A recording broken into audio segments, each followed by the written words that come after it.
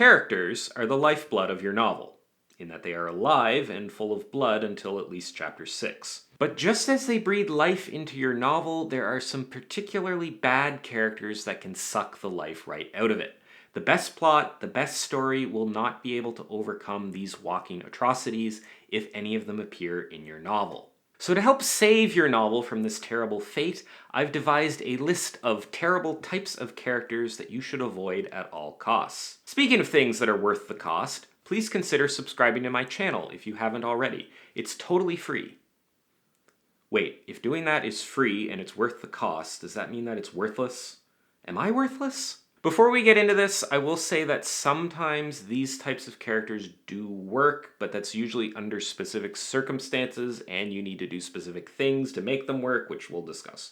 Alright, character type number 1 to avoid, the one-note character. This character is defined by a singular focus on one specific conflict or one specific aspect of the setting, one specific past event, whatever. They repeat something in every conversation or at every opportunity to the point where it becomes grating, to the point that their dialogue could be predicted down to the letter because they always bring up the same thing. If the character is upset about their wife leaving them and they bring it up all the time, then they're one note. If the character is depressed and never changes, then that can become one note. If the character has a grudge with another character and that's all they talk about, then that becomes one note. When you have an element of a character, even an interesting one, that is repeated throughout the novel without any progress, without any development, then it starts to get old very quickly.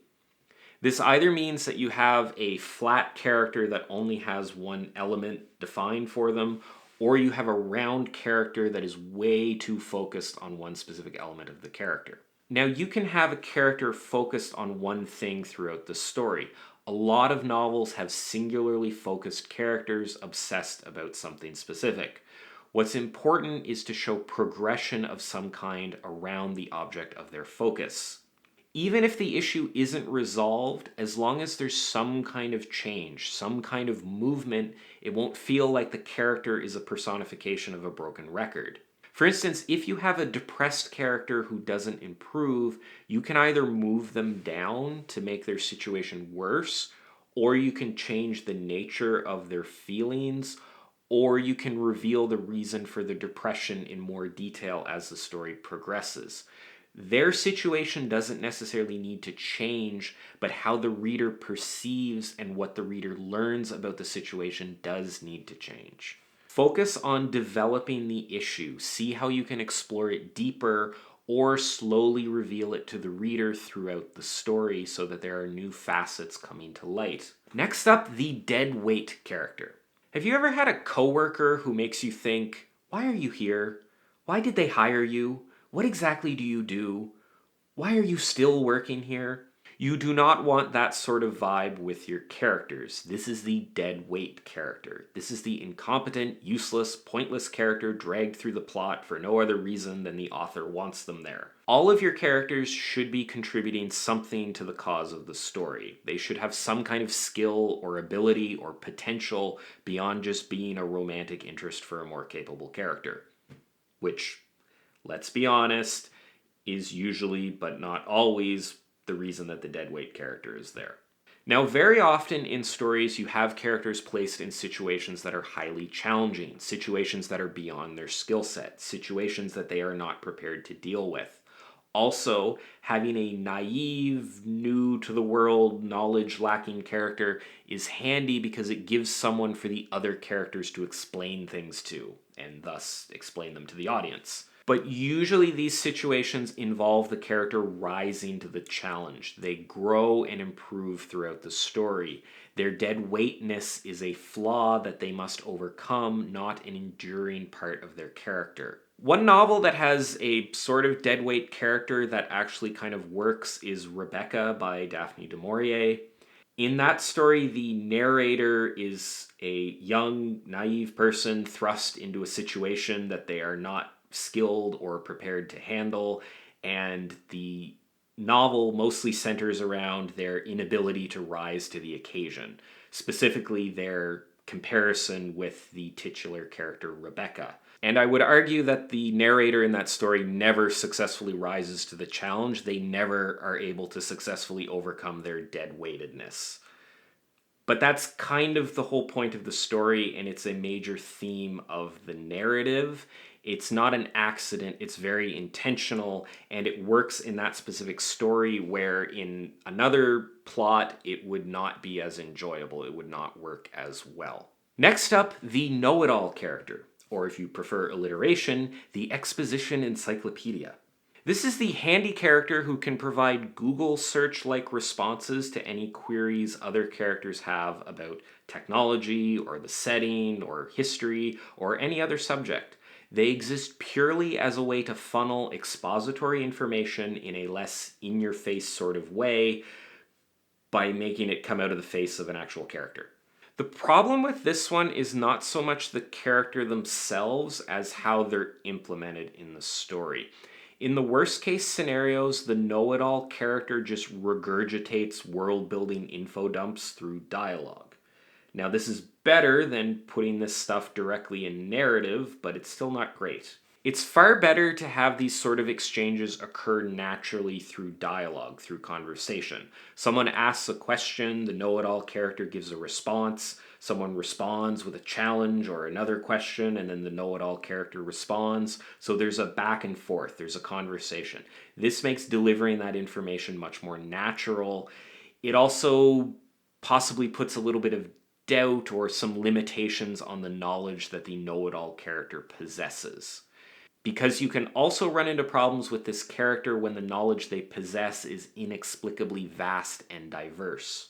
If the character is 22 years old, has gotten a PhD in biomechanics and another PhD in aerospace engineering, while also having read every book in existence, all while climbing to the leaderboards of 3 separate video games and being a national spelling bee champion, then I have a hard time believing that they've managed to achieve all of that. A genius character whose knowledge strays into incredulity is not going to add anything of value to your novel. The reader will be able to see that this character exists only to solve problems for the writer. Next up, the I'm just a personification of my culture character. There's a trope called Planet of Hats related to this, where the members of a culture or nation or tribe or religion or planet are just all kind of the same, like they're all wearing the same hat. This type of character is a manifestation of that trope where you have a character who's simply a version of every element developed about that group, and they just represent all of those things as a sort of vessel to get that expository information across. In effect, it's kind of similar to the know-it-all character. The writer is trying to exposit a specific group by wrapping all of that expository information into a character. In my mind, you can get a lot more mileage out of having a character sort of foil off of the culture they come from. If you take any individual out of a group, they're going to have attributes that don't line up with the overall group. There's going to be things that they don't conform with. And by contrasting the attributes the character possesses against the expectations of the culture they come from, you can both exposit this information and make the character more interesting. They will no longer just be a vessel to get information across, but instead they'll be like an actual character. People always respond to the expectations around their culture in different ways, and they will conform or rebel against different things depending on their own unique personality. It's much better to have a character like that rather than just a character who ticks off a bunch of boxes about the culture. And lastly, we have the center of the world character. This is the character who's able to mold the very energy and matter that make up your novel's world to their advantage. Not because they possess some kind of elemental magic ability, but because the author really, really likes them. This type maps onto what might be considered the Mary Sue / Gary Stu type of character, although I hesitate to call it that because people seem to just use those terms to describe characters they don't like for a whole variety of reasons, to the point that the terms have become sort of meaningless, but I digress. These characters have a negative impact on the story around them because they have a massive effect and the world sort of ends up being shaped around these characters. The reactions of other characters to their actions often weakens those other characters as well. For instance, these characters might be acting overly smug or in an otherwise non-endearing way, yet other characters will fawn over them. They'll still be drawn to them. This makes the center of the world character less likable to the reader because they're acting like an ass, and it makes the other characters seem like a bunch of idiots because they're cozying up to somebody who's acting like an ass. If the character gets a pass on bad behavior, if they can alter the trajectory of bullets, if they can always have a witty comeback ready when somebody jabs at them, then you risk the reader seeing how you shaped your story's world to benefit that character. They stop being a character thrust into a difficult situation and are instead a character surrounded by a world that's designed to elevate and deify them. Every story is contrived to a degree. When you contrive it too much because you really like a character, then things start going wrong. The reader will be able to see that there's something different about this character and the normal rules don't apply to them, and that special treatment tends to make the character less likable, and if this character happens to be the protagonist of your story, then that's going to make your entire novel less likable. You'll notice that the problem with most of these characters start to creep in when the author's hand is revealed.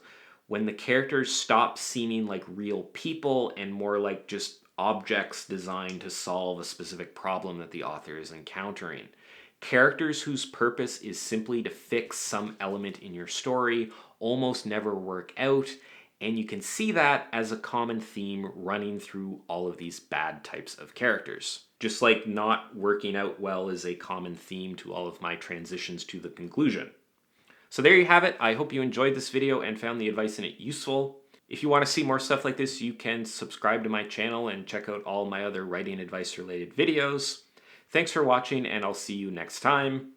The cat was not here today because he's running around somewhere else making up a bunch of noise that I'll have to deal with in editing. Anyway, thanks for watching, and I'll see you next time.